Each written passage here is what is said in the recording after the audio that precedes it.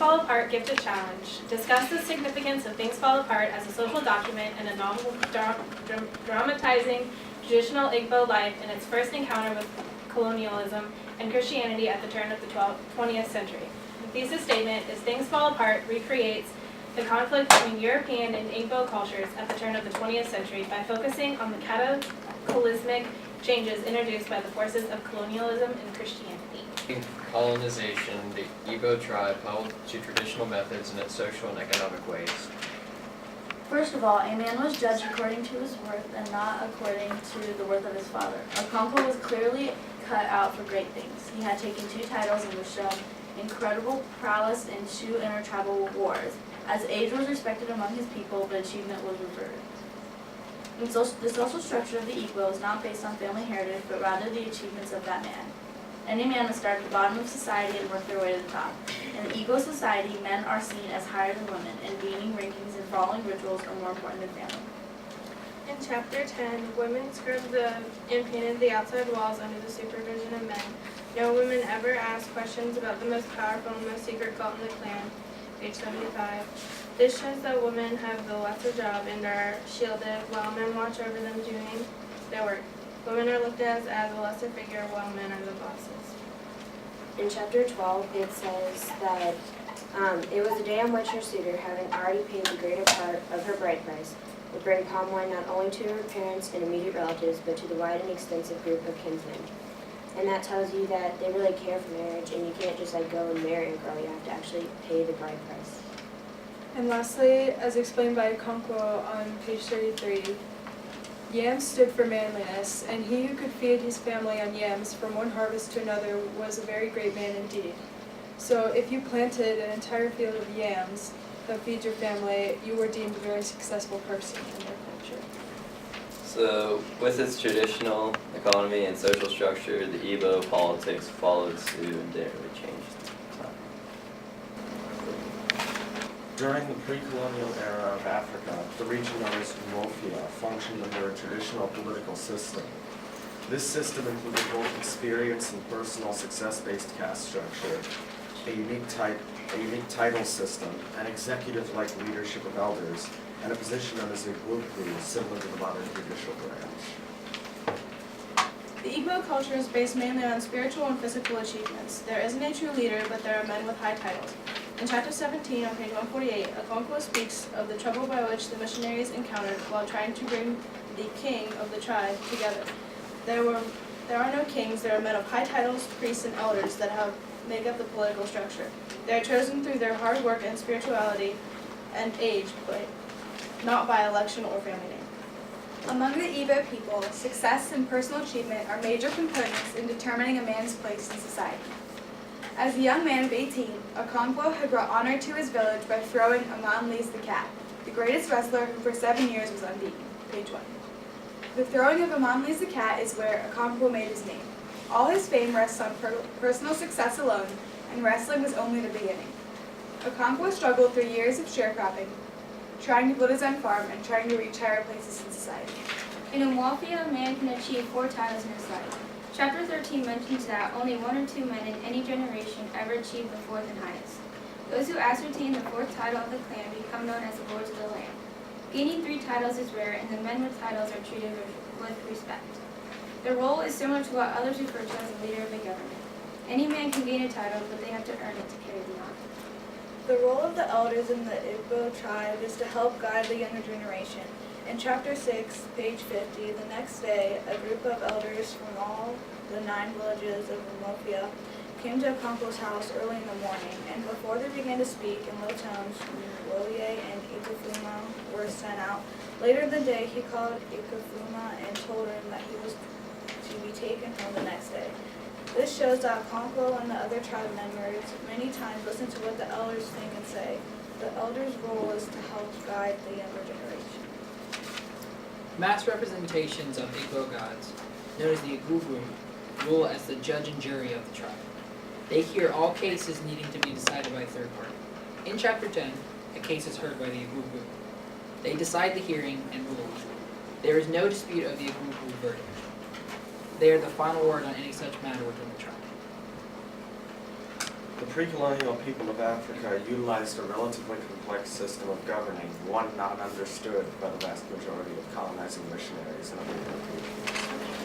The Mofia's economic and political system, which was reliant on the trade of palm oil and the acquirement of titles, was thrown off kilter by the introduction of white men on African lands. The palm oil trade was a big change to the Igbo life. The white man had indeed brought a lunatic religion, but he had also built a trading store, and for the first time, palm oil and kernel became things of great price. Page 178. The Igbo people were not used to palm oil being of such large value, and using it for currency was a big change. The change was not approved by the native people, as were many other changes made by the white men. The change was very often overwhelming. The colonial administration greatly changed the village's political life in Umofia. Now, instead of the elders deciding what's best, some of the villagers listen to the missionaries. They have built a church, won a handful of converts, and were already sending Evarge lists to the surrounding towns and villages. This gave our reader an idea of how the missionaries were gaining political power in the villages. We have a court of law where we judge cases and administer justice just as it is done in my own country under the Great Queen. I brought you here because you have joined together to molest others, to burn people's houses in their place of worship. That must not happen in the domination of our queen, the most powerful ruler in the world, page 167. The district commissioner is trying to set about a change. By telling the leaders about these so-called rules, they will in hopes change the ways of the people in Umofia. The white man whose power you know too well has ordered this meeting to stop, page 204. The native court is trying to say that white man's law is all-powerful. The Igbo reject that idea but often have to abide by it. This is a change from their traditional court of elders deciding who is guilty of what and their punishments. The district commissioner had court messengers who brought men to him for trial. They guarded the prison, which was full of men who had offended against the white man's law, page 174. The court messengers represent a change in the politics of Africa in the way that they enforce new laws set up by white men and bring people before the district commissioner to be judged. The white men were able to change economic and political aspects of the tribe, but were unsuccessful in changing their beliefs. In heavily contrast tradition beliefs. Firstly, you say that there is one supreme God who made heaven and earth, said Akuna on one of Mr. Brown's visits. We also believe in him and call him Chukwu. He made all the world and the other gods, page 179. That is not so. We make sacrifices to the little gods, but when they fail and there is no one else to turn to, we go to Chukwu, page 180. In the Christian religion, there is one and only one God. This heavily contrasts to the Igbo religion, where they have Chukwu, the supreme God who created all the other gods. It also contrasts in the fact that in the Igbo religion, there are many gods, whereas in Christianity, there is one and he is all-powerful. Also in Christianity, Christians pray and sacrifice to their only God, who they believe to be the supreme creator of everything, where in the Igbo religion, they pray and sacrifice to the little gods first, but only when they must go to Chukwu.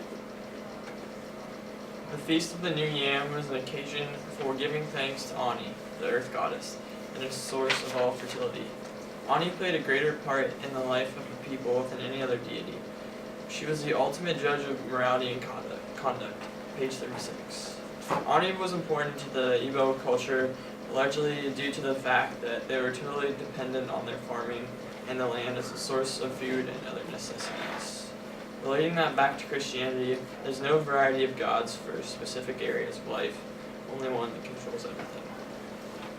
Agbala and oracles are mystics that are sought by the Igbo people in times of question. Much like Christian priests, they work through the god or gods and proclaim the divine will. A difference between the two is that to see an oracle, you must travel to their sanctuary, usually deep in the wilderness. But to see a priest, you travel to a conveniently located church. In chapter 1, Okonkwo was clearly cut out for great things. He was still young, but he had won fame and the greatest wrestler in the 9 villages. He was a wealthy farmer and had 2 barns full of yam, and he was just married his 3rd wife. In the Igbo culture, a man was thought of highly if he had lots of titles and many wives. In Christianity, you obey one God and you do not worship other idols. There is one man and one woman, not one man and 3 women. The principles of the Igbo culture were based upon what you had. Therefore, the things you were in control of made you a better man. But for Christianity, it's not about how many titles, barns, and wives you have. It's about being obedient, worshiping one God, and loving your spouse in sickness and in health. The Igbo religion taught that children that died young were devil children. Chapter 9 says, this man told him that the child was an Agbanji, one of those wicked children who, when they died, entered their mother's womb to be born again. Page 77. In our religion today, when a a baby dies, we respect it and bury it because it is a tragedy to us. In the Igbo religion, they chop up the baby to try and stop the devil from coming back to their mother. The colonization of the Igbo people changed every aspect of their lives, from politics to religion, to fit European society. In our essay, Things Fall Apart, Gifted Challenge essay, the essay prompt is, discuss the significance of Things Fall Apart as a social document and a novel dramatizing traditional Igbo life and its first encounter with colonialism and Christianity at the turn of the 20th century. Our thesis statement is, Things Fall Apart recreates the conflict between European and Igbo cultures at the turn of the 20th century by focusing on cataclysmic changes introduced by the forces of colonialism and Christianity. Things Fall Apart accurately displays the social and economic life of the Igbo. Achebe accurately displays social structure of the Igbo when he says, and I quote, Akono died, he had taken no title at all and was heavily in debt. No wonder his son Okonkwo was ashamed of him, end quote. This passage demonstrates how social rank is determined based on wealth and title. In the Igbo culture, quote, Okonkwo was provoked to justifiable anger by his youngest wife, who had gone to plait her hair at a friend's house and did not return early enough to cook the afternoon meal. And when she returned, he beat her heavily, end quote. The women of the Igbo culture were viewed as objects to be bought and used. They were to cook, clean, have children, and wait hand and foot on their husbands. The men were superiors and treated the women poorly. They thought they were better than the women and portrayed this in their actions. Marriage and family life is valued and used to discern social status. A man is measured by his number of wives and children. Quote, there was a wealthy man in Okonkwo's village who had 3 huge barns, 9 wives, and 30 children, end quote. Wives and children were almost viewed as a type of currency for the men, but it is traditional Igbo culture custom to do so, and therefore accepted and encouraged in their culture. In Igbo culture, yams are a thing of, they're very important. So, quote, he was a wealthy and had 2 barns full of yams, end quote. Yams, while only a vegetable, clearly are the most important thing in Umofia. The above quote states that Okonkwo was a wealthy man and gives an example of his wealth in yams. To be wealthy is to have a lot of something important, therefore it's money in America and it's yams in Umofia. In conclusion, this novel displays Igbo social and economic customs accurately. Tradition influences politics in the Igbo culture every day. When the Christians came to ask for land to build a church, they asked to speak to the tribe's king, but the people said, there was no king, we have men of high title and the chiefs, priests, and the elders, shown on page 148. All of these people come together and to make important decisions, and there is no one man in charge. Those who make the decisions follow tradition and their people's culture. Okonkwo became successful at the age of 18 when he beat the best wrestler in Umofia. As quoted on page 3 in chapter 1, as a young man of 18, he had brought honor to his village by throwing Amelins the cat. Due to this personal achievement, Okonkwo became one step closer to being one of the elders in the clan. In the Igbo culture, titles are taken according to achievements. On page 8, Okonkwo was a wealthy farmer. He had 2 barns full of yams and had just married his 3rd wife. To show it, he took 2 high titles. The higher your achievements are, the higher your title is, and the more respect you will get from the clan. The leadership role of the elders is highly important in the Igbo culture. As quoted in chapter 17, the missionaries asked who the king of the village was, but the villagers told them that there was no king. We have men of high title and the chief priests and the elders, they said. Page 148. This quote expresses how high of power the elders uphold. The elders have a great say of what goes on in the Igbo's way of life. They decide what political advantage that they would take to help the Igbo's culture. In chapter 10, the Gugu are introduced. There are 9 of them, and they represent different gods. People go to them at a ceremony, and the Gugu settle their disputes and make their decisions. They act as the judge and the jury in our modern society.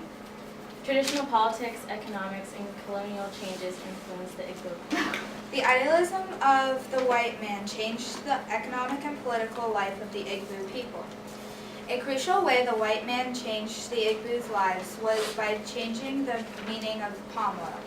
The white man had indeed brought a lunatic religion, but he had also built a trading store, and for the first time, palm oil and kernel became things of great price, and much money flowed into the Umafi, page 178. Palm oil served a great purpose in the Igbo culture, but when the white man got involved, this changed. Now, palm oil is a way to make money. It is no longer a way for the Igbo to celebrate their culture. Now it serves as a business for the whites. The colonial administration is part of the church which has grown and become stronger. Therefore, the white man made sure that others followed the judicial system and the rules of government. As quoted, they guarded the prison which was full of men who had offended against the white man's law, page 174.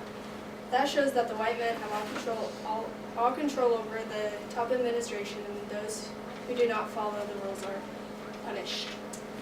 The district commissioner was part of the new government the white men had brought. They had built a court where the district commissioner judged cases in ignorance. He had court messengers who brought men to him for trial, page 174. The native court was a part of the new government that Christians had brought. But apart from the church, the white men had also brought a government. They had built a court where the district commissioner judged cases in ignorance, page 174. The white man disregards the Igbo culture further by getting rid of their old justice system and implementing a new one. The Igbo people had never seen any type of established government up until now when the white man created one. As quoted, he had court messengers who brought men to him for trial. These court messengers were greatly hated in Umuofia because they were foreigners and also arrogant, high-handed. Page 174. The people of Umuofia disliked these court messengers because they had an organized government, something they weren't used to. The Igbo people didn't like the idea of foreigners coming in and changing their ways. As previously stated, the white man has changed the economical and political lives of the Igbo people, as well as the traditional Achieve accurately demonstrates how the traditional Igbo religious beliefs before assimilation were complex in nature, and the religious customs conflicted with those of the colonists. We say there is one supreme being, God, Mr. Brown. We also believe in him, and we call him Chukwu, says Akuna. You said think of him as one person. It is because you do so that you imagine he must need helpers, says Mr. Brown. When the discrepancies between the Igbo religion and the colonists are looked at, what's agreed upon most is that there is in existence one head being, in the case of the Igbo, Chukwu, that reigns supreme over all creation. However, the Igbo religion sees Chukwu as the supreme God, a God that looks over creation and also his other gods. The Christians find him superior due to the fact that he must need helpers, according to Mr. Brown. And this is why they find their God superior. The Igbo people had a polytheistic religion. They believed it was their duty to give back to the gods. Every year, Ukomko said sadly, before I put any crop into the earth, I sacrifice a cock to Annie, the owner of all land. This is one example of the Igbo people sacrificing to the gods. Annie in particular is the goddess of earth, who is the source of all fertility. In order to have a successful crop season, they believe they have to give back to Annie. They also believe that she was a judge of mortality and conduct. Annie was definitely a goddess that was part of the tribe's everyday life. The Igbo people consult their gods and goddesses through oracles. Umuofia's oracle works directly with the gods. They came when misfortune dodged their steps or when they had a dispute with their neighbors. The Igbo people went to a person who channeled the gods for them, never praying directly to him or Chukwu as the white man who came did. The Igbo religion consists of gods of deceit who tell their people to kill their fellows and destroy innocent children. The Igbo people praise gods that enforce unfair sacrifices. Twin children and the ill are innocent beings that must be tortured or put to death because it is their god's demand. At the time, missionaries believed that the Igbo people lived in darkness and in fear, ignorant of the love of God. Christians believed that God loved them endlessly and unconditionally. Their God gave acceptance to twins and the ill and anyone, for they had done no harm. The Igbo people and Christian religions differ greatly in their opinion on those worthy of being sacrificed. The feminine and masculine principles are a strong part of the Igbo religion. Some are so simple as to who can farm which crops. Achebe states, his mothers and sisters worked hard enough. but they grew women's crops. Yams, the king of crops, was a man's crop. Pages 22 and 23. In the Christian religion, both men and women work in the same fields and tend to the same crops. Another form of masculine principles is that of which Okonkwo hates and that his father loved. Okonkwo was ruled by one passion, to hate everything that his father Onoka had loved. One of those things was gentleness, and another was idleness. Page 13. In the Christian religion, people are taught to be gentle and kind in respect to everyone. One fairly important custom of the traditional Igbo religion that involved children was the Obanje children. They were the children that had died on the same market day as they had been born. The medicine man then brought out his sharp razor and began to mutilate the child. Then he took it away and buried it in the evil forest, holding it by the ankle and dragging it to the ground behind him. Page 78 and 79. That is very harsh treatment towards the Obanje children. Christians would most likely accept that their child is either sick or dead because they would consider it a blessing to even have the child and not leave it. If the Christians are trying to bring the Igbo people into their beliefs, they first have to accept what the Igbos have done in tradition and then lead them with the idea of Christianity. The traditional Igbo custom of discarding twins into the evil forest seemed cruel to the new colonists. Mr. Kiaga spoke to the convert about having twins is not sinful and that twins should be treated as every other human is, page 157. When the new Christians came to Umofia and saw these customs, they were heartbroken and wanted the Igbos to convert even more than they did previously. The Igbo religion, polytheistic in nature, conflicted with that of the colonists' one God, and their differing beliefs became the basis of the conflict and things fall apart. And that's the essay.